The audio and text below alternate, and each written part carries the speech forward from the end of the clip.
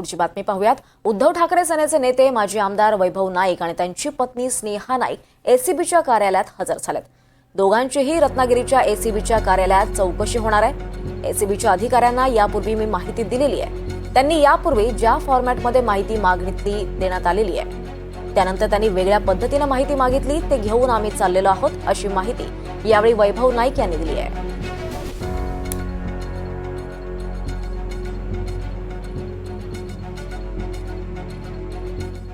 गेल्या 2-2.5 वर्षापूर्वी एसीबीने चौकशी सुरू केली होती आणि त्यावेळी आम्ही योग्य पद्धतीने ते चौकशीला माहिती दिली होती।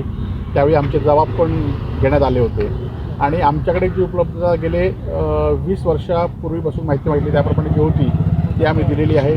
पत्नीने सुद्धा जी तिच्या नावावर मालमत्ता आहे ती पण दिलेली आहे, परंतु आज त्यांनी पुन्हा एकदा त्याच्या फॉर्मॅटमध्ये माहिती मागवली। ती फॉर्मॅटमध्ये माहिती आम्ही भरून आणलेली आहे आणि त्याचबरोबर 20 वर्षात जे काही जमिनीचे खरेदी विक्री व्यवहार असतील, खरं तर 1996 पासून मी इन्कम टॅक्स भरतोय आणि गेले 4 विधानसभेच्या निवडणुका मी लढवलेल्या आहेत।